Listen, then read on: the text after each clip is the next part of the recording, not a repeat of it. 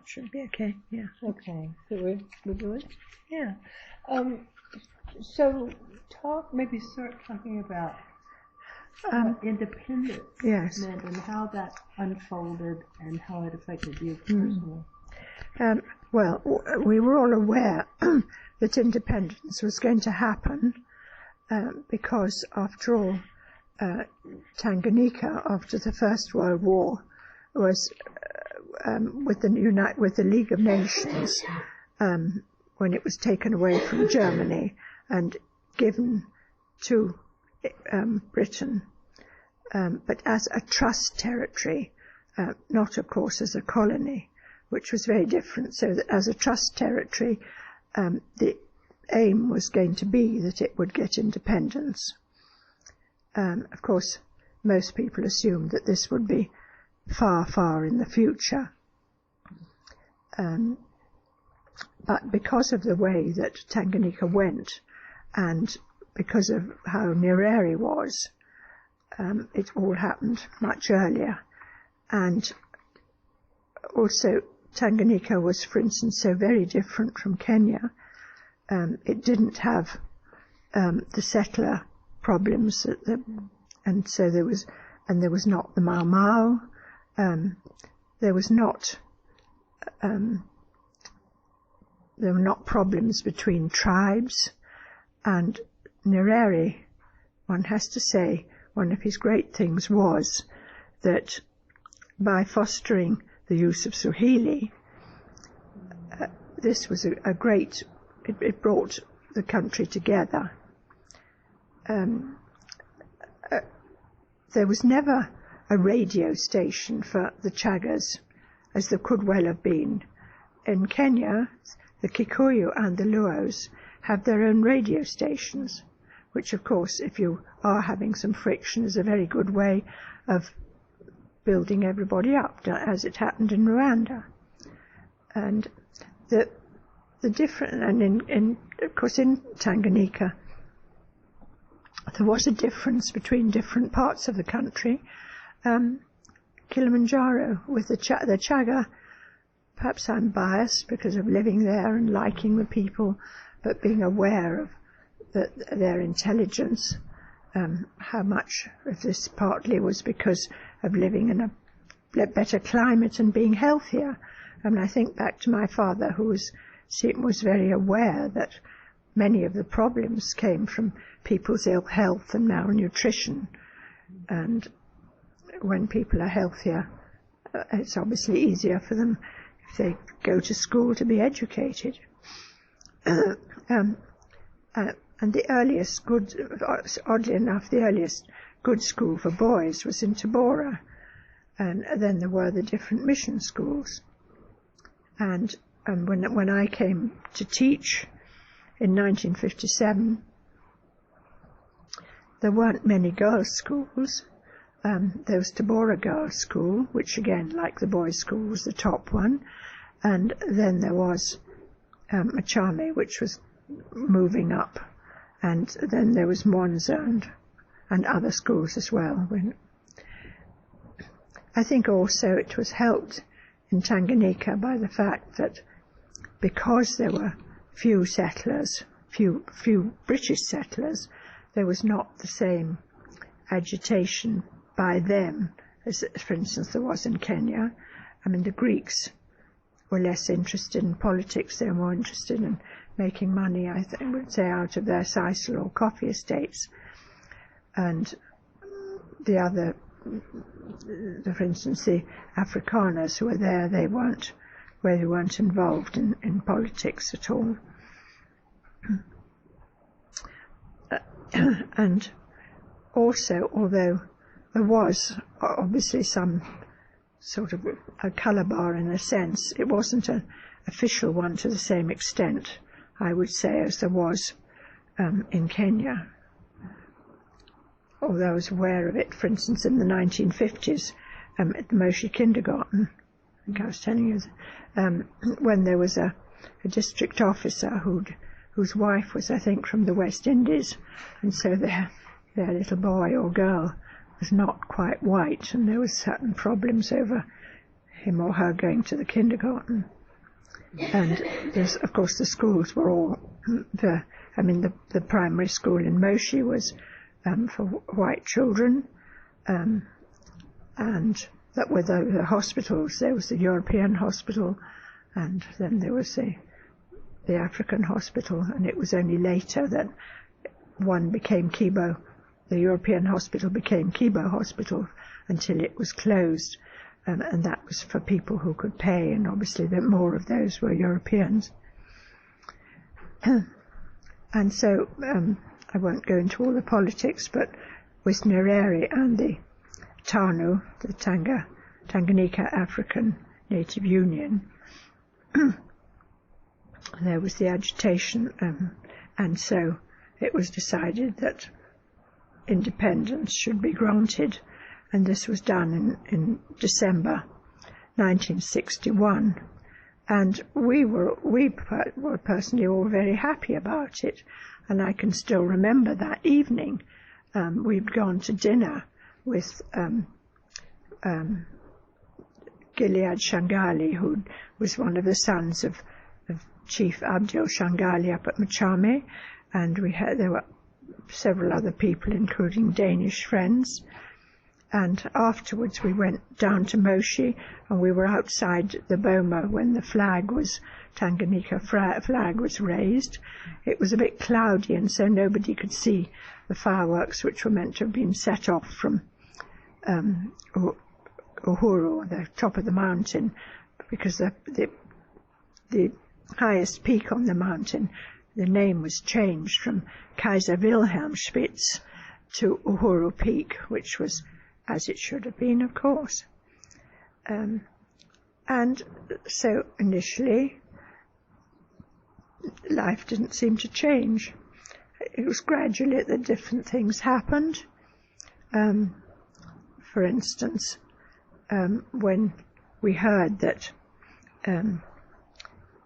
freehold land was to be converted into leasehold, and we thought, well, there's not much difference, is there, between freehold and, say, you have a 99-year lease, so we weren't really worried about that.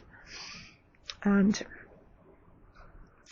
different things like that. But gradually, of course, Nyerere had been very influenced, both by his visits to China and to Israel and the kibbutz, and that was when he got his idea of Ujamaa villages where people would go to live together and farm together and so on.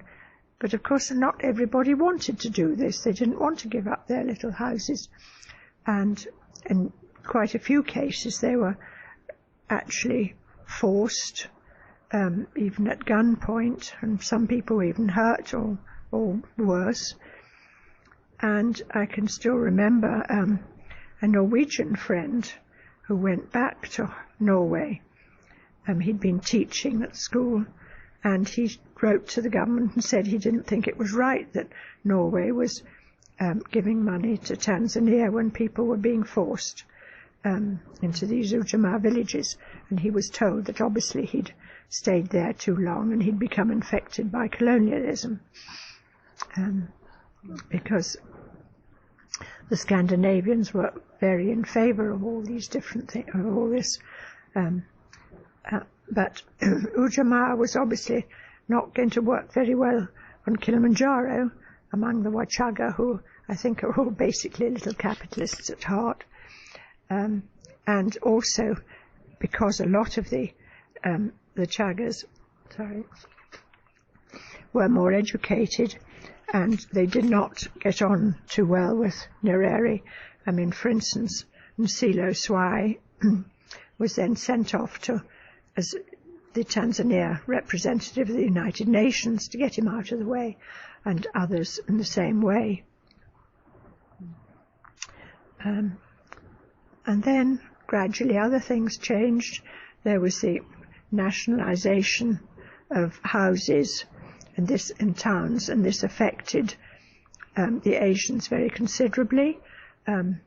If they had more than one house, the second house was taken, and they weren't given compensation. They were told that if they'd had them for more than 10 years, they'd obviously got money and they didn't really need it. And this was very hard on many of them. Small little shops, many of them were closed up on the mountain. There'd been quite a few Asian traders up there, and those were closed. There was an attempt to sort of nationalise butcheries, which again was not really very successful. And then sort of larger scale things, for instance, the 1967 when Sisal estates were nationalised, except for the ones which were owned by Karimjee, who'd been a great supporter of Nyerere and helped produce the money for the Parliament building, and for some of the Swiss estates, because Switzerland and the World Bank, etc., and so they were left, they were not nationalised. And gradually there were things that were cause for concern, but always you thought, oh well, that's all right, if that happens, it'll be all right.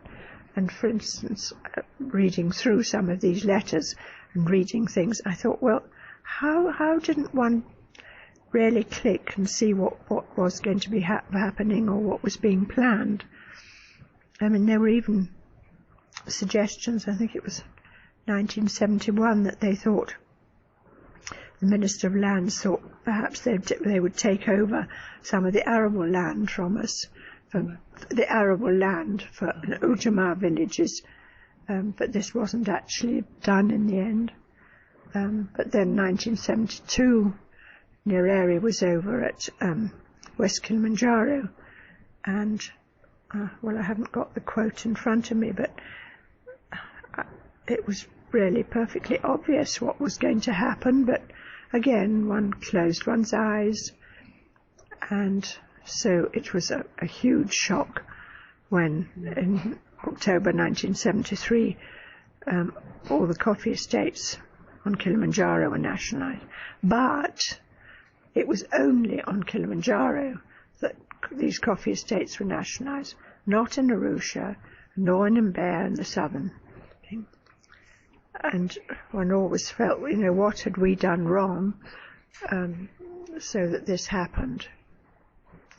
And this was followed in 1974 by a British buyout of farms, mostly wheat farms in West Kilimanjaro, but that was a buyout by the British government, and the farmers were paid in England. On Kilimanjaro with the coffee estates, everyone was told that there would be full and fair compensation. Well, some compensation was paid after some years by when the money had been devalued, etc., but it certainly wasn't full and it certainly wasn't fair. And most people, of course, most of the estates were Greek-owned, and many of the people were old, and so they just left. There was nothing for them to do. When it was done, people were told that there was land in other places people could go and get land in other places. Well, frankly, when you've been nationalised once, you're not going to be very likely to go and look for something else. So, how did this unfold for you personally, you and your family? What happened? Nationalisation. Yeah. Well, just before this happened, before nationalisation happened, Nick had gone to Greece, taking Gregory he was going to go to school in Greece. He'd gone off in September in 1973. And Sophia was at the Greek school as a boarder, and Rena, in Moshi? No, in Arusha as a boarder. And Rena was at the kindergarten in Moshi. And then this, bolt out of the blue came. The owners of these estates on Kilimanjaro were summoned to a meeting, and Costa went, of course, and they were told that from the next day the estates were nationalised, bank accounts were frozen, and this was a huge shock, obviously. And the next day people started coming. The regional commissioner came up, and I, in my best sort of British way, went over and to shake his hand, I think to his surprise. Horrible little man. And he said, well, where are all the tractors? And I said, well, this was one estate, because in fact they gave the sisal part to one cooperative and the coffee part, which was actually a separate title, to another cooperative. And as it was run as one estate, obviously a lot of the tractors were down at the sisal factory. And then the regional police commander came, because all our guns would be taken away. They said so that nobody would go and commit suicide. Ha ha. And the person who came, Nick had known him well because they'd done rescue trips on the mountain, and he came out, and I could see he was really so embarrassed. So after a little bit of chat, I said, well, I know you've come to get the guns, haven't you? And he said, yes, that was it. I'm so sorry. I felt actually sorry for him as well, because he obviously didn't know how to say it to me. And so they took the guns away. And then... Did you in fact give them everything? Well, they had to take... I gave the guns, yes, certainly, because... You didn't hide something back? No way, no. But, as I say, our bank accounts were frozen. And there was, but so many friends came up to stay with me, to sort of be encouraging. The Baptist minister came up and his wife, and said, oh, you'll go through all the processes of grieving, which were exactly how it was. There was another dear Scottish lady who was up from Marangu Hotel, came over, and I said to her, oh, Marjorie, look, got to pack up, and look at all these toys and everything, all the children's toys, what a job. Oh, she said, my dear, I come from the Western Isles of Scotland. I have second sight. You'll be here long after the children have grown out of their toys. Well, I didn't quite believe her, but sure enough, she was right, wasn't she? And apparently she did have second sight. She'd often done things like that. Yeah. I'm afraid our Anglican pastor didn't come because he felt it might compromise his position, which I didn't feel was very good, but anyway. And so we kept trying to phone Nick, and I think probably they'd blocked the phones in general, because I went down again and again. We could never get through. Finally, we did get through. And then Nick came back, and I assumed that, we'd pack up and go, and he said, no, we won't, no. If we go, we'll never get any compensation. Most other people were busy sort of packing up. And after a bit, the cooperative came and said, oh, well, because everybody had been told they could stay in their houses until their affairs were settled. But when they came to us, Nick said, well, there are 5 houses on this estate, so I really don't think you need this one. And so we stayed, and then they said, we want rent. He said, yes, well, when I get compensation, we'll start paying rent, which we did eventually. It wasn't a lot, but we paid. But it was just, some people were wonderful. Our old gardener's wife came and bought us a chicken because she was so sorry for us. And several of our Tanzanian friends said they'd avoided me because they just didn't know what to say. And some people varied. I mean, one of the most unfeeling people was a Finnish Swede, or a Swedish Finn missionary.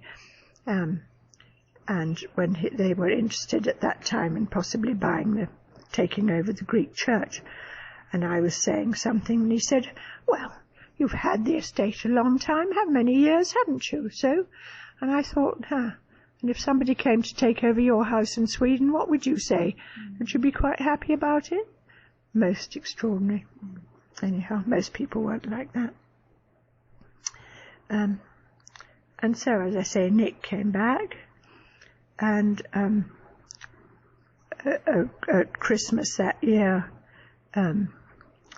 Gregory came from Greece for the holidays, and it was a very traumatic time in Greece, of course, because it was there'd been the November the 17th uprising of the students at the Polytechnic, when, of course, a lot of students were killed, and our nephew, Costa's son, was among those who'd been in the Polytechnic. Also, they were radioing out, and he managed to escape. But after a short time, the police, army people came and took him off to prison and beat him, because they wanted him to be an informer, which he wouldn't do, and they let him out. And mercifully, he was able to come out at Christmas, and then he stayed away from Greece until the junta were kicked out the following year. It was, I didn't know what to say to Sophia when she came back, but only recently she said, "Oh, in fact, one of our teachers had said to a very unpleasant teacher, had said, 'Oh, all your farms have been nationalised, they've all been taken away, you're all going to have to go away.'" Sophia never said this the way children don't say things, but it obviously caused. And with Rena, after she was only, after all, 4.5, and 68, 72, no, 5.5.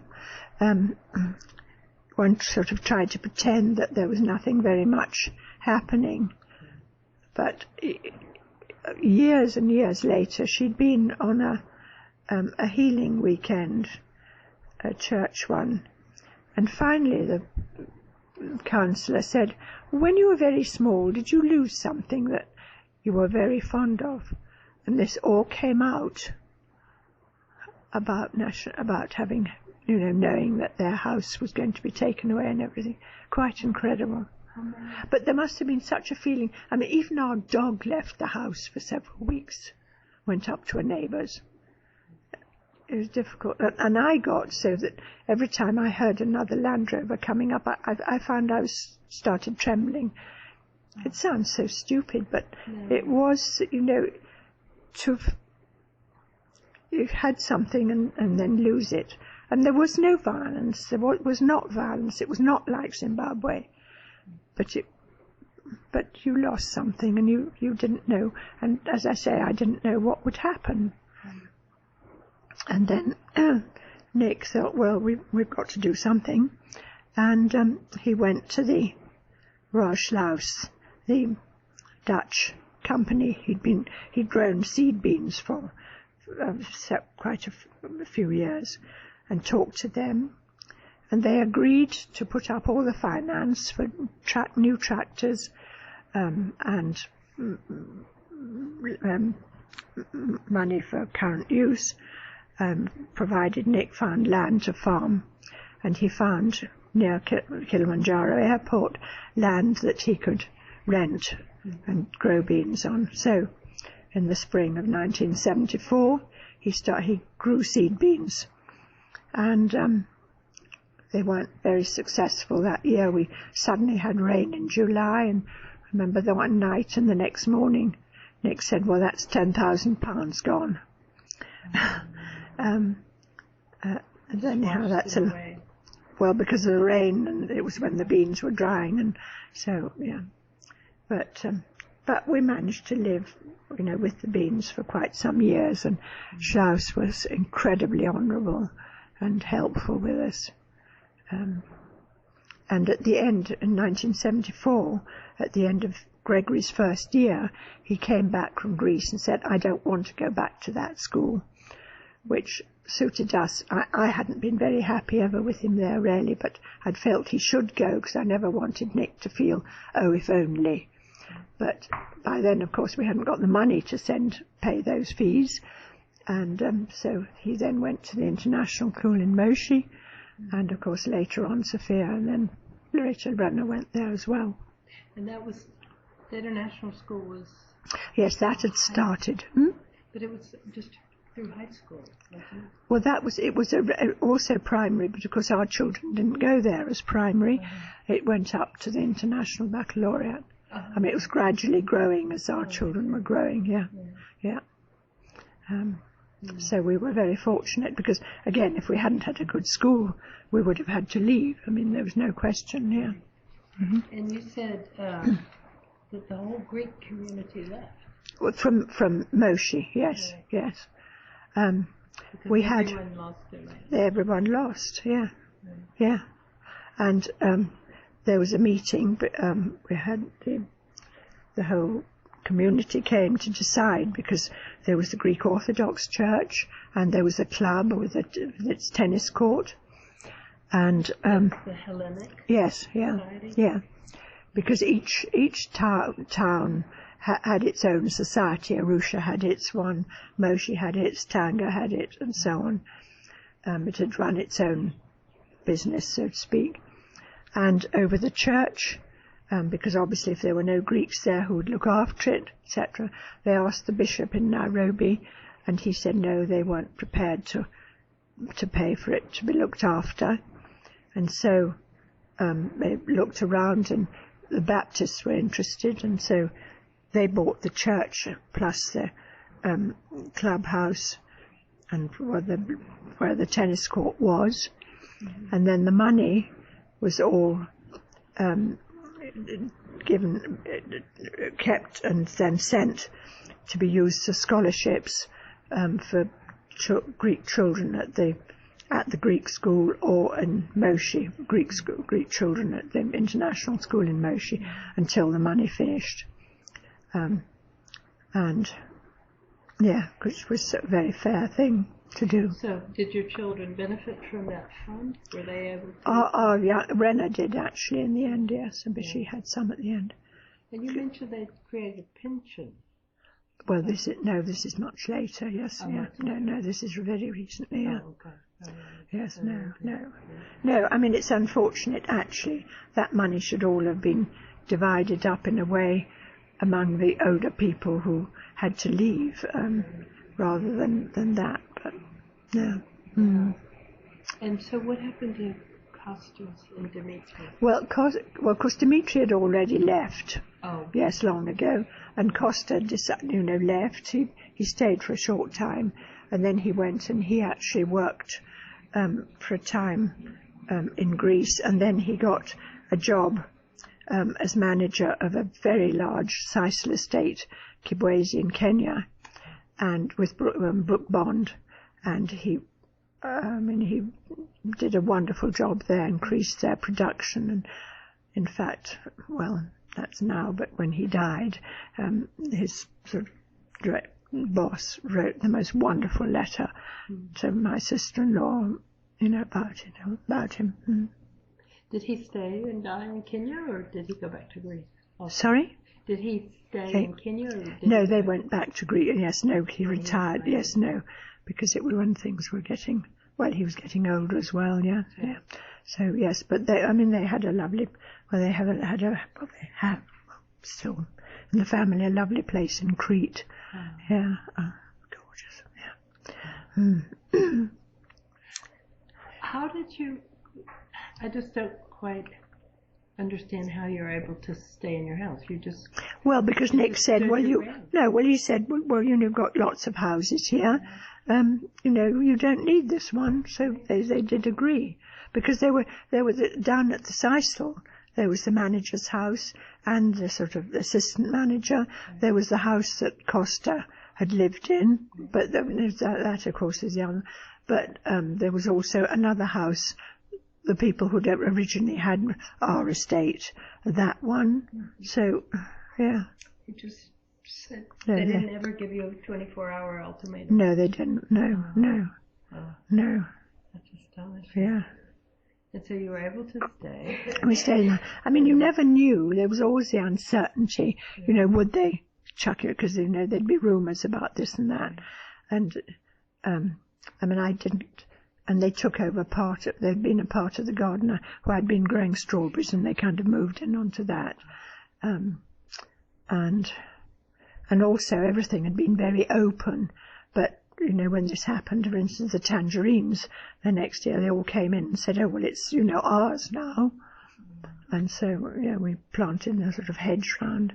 And, of course, the cars, of course, they took the brand new Land Rover, which had just been bought for the estate. And they took a Renault 4, which I'd been driving, but which was in the name of the company. But luckily, our VW Combi was in my name, and mercifully Nick's Porsche was in his name, so they didn't take those. But the manager came with a little Renault, and he bring it up the drive to be washed in our garden. Well, I mean, you know, there were things, and that's how we sort of started putting up fences and this and that, because, no, it was, yeah. But it was sad to see it all, you know, going down, because they didn't have the managerial experience or the finance. I mean, they came and would ask Nick something, and he'd say, well, no, I can't give you any advice, because obviously if something went wrong, then they'd come back and say, yeah. Yeah. So. And so they were growing sisal or coffee? No. Well, the sisal, gradually they were getting rid of altogether. With us, where it had been coffee and arable, the coffee got gradually looked after less. They were interested in growing maize, of course, and then things like cabbages, and the local people were given something. Basically, a lot of it was the top people of the cooperative society who were doing nicely. And the coffee went down to the extent that the year before we came back in, when Nick, you know, leased it, it was 0 or one ton, I think, of coffee they produced. And in several years, Nick had got it up to 100 tons of coffee. It had gone right back in. Well, first he'd been doing the beans. Yes, he did the beans, and that's all a long story, yeah. But then, eventually, when that had all got too difficult, he'd had 1 or 2 other jobs. One with short-term little things with the CDC, Commonwealth Development Corporation, on sisal.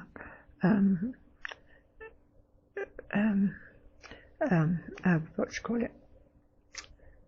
Sort of an appraisal of a sisal estates near Tanga, and one on coffee. But we'd really gotten because farming had just got too difficult, really.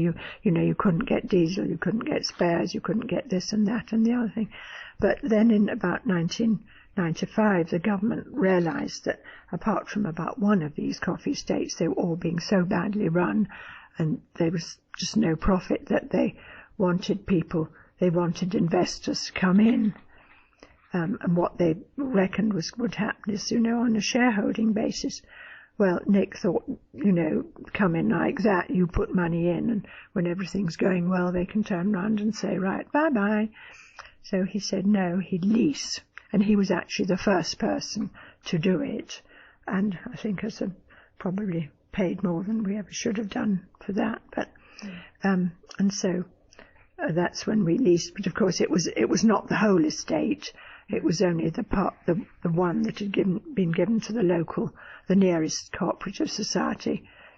And they kept a bit of land for themselves, and then.